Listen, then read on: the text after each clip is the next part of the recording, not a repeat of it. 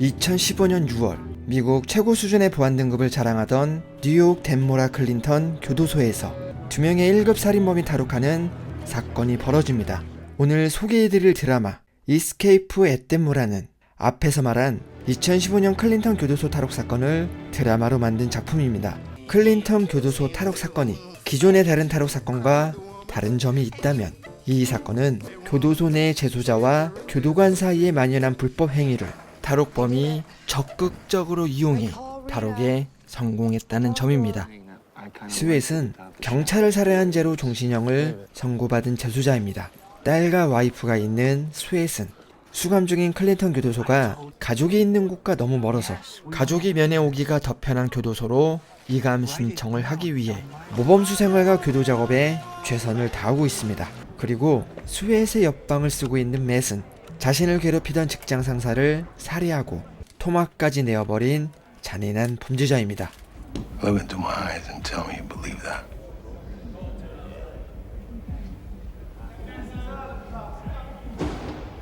맷도 종신형을 받은 상태이지만 그는 스웨트처럼 모범수 생활에는 관심이 없습니다. 여기 진이란 교도관이 있습니다. 진의 와이프는 그림에 조예가 깊고 많은 관심을 가지고 있습니다. 그런데 맷이 그림에 엄청난 소질이 있다는 걸 알게 되고 기념일이나 특별한 날 아내에게 선물할 그림을 맷에게 그려달라고 부탁하고 있습니다. 그 대가로 진은 맷이 구해달라는 물건을 구해서 몰래 감옥에 가져오고 맷은 이것을 이용해 재소자들의 물건을 구해주며 재소자들 사이에서 중요한 인물이자 건드리지 말아야 할 존재가 됩니다. 순간적인 임기응변도 뛰어나 사람의 심리를 역으로 이용해 위기에서 벗어나기도 하고 주변을 말없이 관찰하고 있다가 그때 파악한 사람의 약점이나 욕구를 이용해 자신에게 유리한 상황을 만들어 우위를 점하고 있는 사이코패스 같은 사람입니다. 스웨트는 이런 맷과 친하게 지내며 그림과 요리 등 여러 가지를 배우고 있는데 스웨트는 자잘한 손재주는 있지만 영리하지 못하여 맷에게 이용당하는 날이 많습니다. 틸리는 교도소에서 재소자에게 재봉 기술을 가르치는 감독관이고 틸리의 남편도 교도소에 근무하고 있습니다. 캐나다 국경과 가까운 뉴욕주 덴모라는 겨울만 되면 매일 아침 제설 작업을 해야 할 정도로 눈이 많이 내리고 영하의 날씨가 겨울 내내 이어지는 지역이라 폐쇄적이고 발전이 되지 않는 지루한 도시입니다. 틸리는 50세가 넘어가면 결혼 생활과 남편에게 지루함을 느끼기 시작하는 삶의 권태기에 접어듭니다. 간혹 눈에 띄는 관광객을 보면 깊은 생각이 담기는 틸리. 자신의 젊었던 시절처럼 자유로운 곳으로 떠나고 싶은 자유에 대한 갈망이 자꾸만 그녀를 찾아옵니다. Can you help me in the machine room when the straight stitcher is broken? 교도소에서 재봉 작업을 감독하면서 그녀는 스웨트에게 사랑의 감정을 느끼게 되고 감독관과 재소자의 신분으로 넘어서는 안 될 선까지 넘게 됩니다. 스웨트는 단순히 욕정 해소를 위한 행위로 여기지만 틸리는 진심을 다해 스웨트를 사랑하고 있죠. 그리고 이런 위험한 관계가 점점 지나치게 되고 많은 사람이 지켜보는 가운데서 이런 호출이 계속되다 보니 당연히 소문이 나게 됩니다. 그리고 그 소문은 다른 감독관의 귀에도 들어가게 됩니다. 어느 날 진이 급하게 맷을 찾아갑니다. 재소자의 소지품 검사를 한다는 이야기를 듣고 그림 도구를 숨겨주려고 온 것이죠. 그리고 맷은 교도관 사무실 뒤쪽 통로가 자신의 감방과 연결되어 있다는 걸 알게 됩니다. So I'm painting a landscape. I can't find my yellow.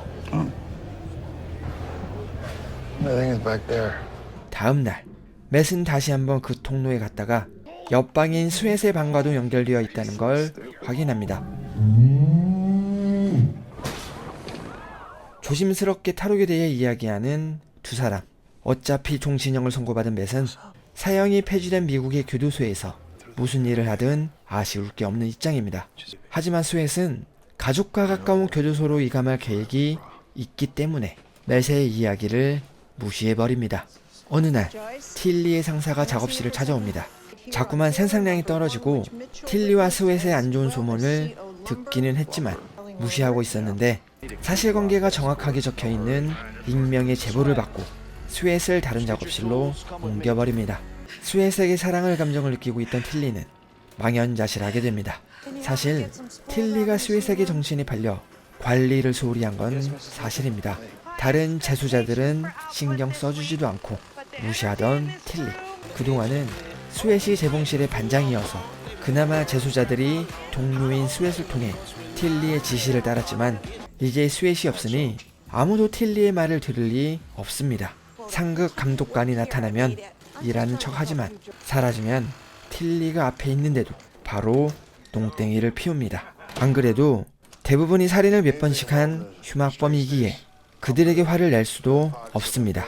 사랑했던 슈엔마저 이제 볼 수 없게 되자 틸리의 삶엔 그녀를 즐겁게 해주는 어떤 것도 남아있지 않습니다. 그때 틸리에게 다가오는 사람이 있었는데 바로 맷이었습니다. 맷은 틸리가 아들을 아낀다는 걸 알고 가족과 전화 한 통 하지 못하게 하는 교도소의 방침을 이야기하며 그녀에게 동정심을 유발합니다.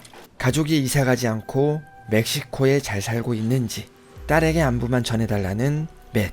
그리고 틸리는 맷의 부탁을 흔쾌히 들어주고 딸에게 그의 안부를 전해줍니다. 이렇게 맷은 틸리의 마음속 스웨트의 빈자리를 조금씩 차지하게 됩니다. 스웨트이 이가 문제로 어머니와 통화를 합니다. 교도소에서는 모범수로 지내고 있지만 가족이 진정서를 잘 써줘야 이감될 가능성이 커집니다. 하지만 어머니는 흉악범이 된 아들이 보고 싶지 않았는지 진정서를 엉망으로 작성해서 제출했고 스웨트의 이감 계획은 물거품이 되어버립니다. 결국 탈옥에 동참하기로 결심한 스웨트. 탈옥을 위해서는 교도관 사무실 뒤쪽으로 가야 하는데 그러기 위해서는 침대 및 벽을 뚫어서 그 통로에 진입하는 게 1차 목표입니다. 맷은 틸리에게 줄 강아지 그림이 있다며 액자를 만들기 위해 활톱날이 필요하다고 말합니다. 틸리는 활톱날을 구해서 맷에게 전해주죠. 자잘한 손재주가 좋은 스웨트는 이것을 다루기 쉽게 손잡이를 만들어서 작업을 시작합니다. 이때 드라마에서 탈옥에 대한 준비 과정을 상당히 사실적으로 보여줍니다. 침대 다리에 두꺼운 천을 감아서 밤늦게 통로를 빠져나갈 때 소리가 나지 않도록 하고 톱날로 벽에 구멍을 낼 때 바닥으로 떨어지는 쇳가루를 자석을 여러 개 묶어놓은 것을 이용해 처리하는 등 디테일한 모습을 보여줍니다. 드디어 벽을 뚫는 데 성공하고 이들은 통로에 진입할 수 있게 됩니다. 이제부터 이들은 그 통로의 위치를 파악하는데 사력을 다합니다. 밤늦게 통로를 돌아다니며 다른 길이 있는지 관찰하고 다음날 아침이면 그 길을 지상에서 돌아다니며 어느 위치의 길인지를 파악합니다. 어느 날 스웨트이 지하로 내려가는 길을 발견하고 그곳에서 교도소의 외벽을 발견합니다. 두꺼운 콘크리트로 이루어진 이 벽을 망치질로 구멍을 내려면 5년도 더 걸릴 겁니다. 그러나 이들에게는 딱히 다른 방법이 없습니다. 그냥 두드리고 까고 또 까는 수밖에 없습니다. 힘들고 고된 작업이 이어지며 스웨트의 손은 상처투성이가 됩니다. 하지만 맷은 여러 가지 핑계를 대며 힘든 작업은 하지 않습니다. 스웨트는 독박으로 지하에서 고생하다가 도무지 답이 안 나오는 상황에서 해답을 찾아냅니다. 외벽에 있는 지하에는 교도소로 향하는 가스 난방 배관이 있는데 지금은 여름이라 난방을 틀지 않습니다. 이 말은 난방 배관에 구멍을 뚫어 외벽 반대편으로 넘어갈 수 있다는 말이죠. 스웨트이 배관에 구멍을 내는데 성공하지만 배관 안에는 공기가 부족해서 작업을 할 수가 없습니다. 하지만 이것도 자신의 손재주를 이용해 간단히 해결해버립니다. 그동안 맷은 교도소 밖으로 나간 뒤 어떻게 탈출할 것인지를 계획하고 있습니다. 지금 틸리가 서 있는 이곳이 그들이 빠져나올 맨홀의 위치입니다. 맨홀이 있다는 걸 확인한 맷은 틸리를 이용해 멕시코로 도망가기로 하고 틸리를 구워 삶기 시작합니다. Hell yeah, we'll make it to Mexico. Then you can go back and forth. I don't know. 작은 도시에 갇혀 외로움을 타고 있던 그녀에게 꿈같은 이야기를 해주는 맷. 교도소 밖에 있지만 언제나 자유를 갈망하던 틸리의 삶에 이제 새로운 기회가 찾아왔다고 생각했겠죠. 스웨트는 드디어 배관 반대편에 구멍 내는 걸 성공하고 맨홀을 열고 나와 자유의 냄새를 맡습니다.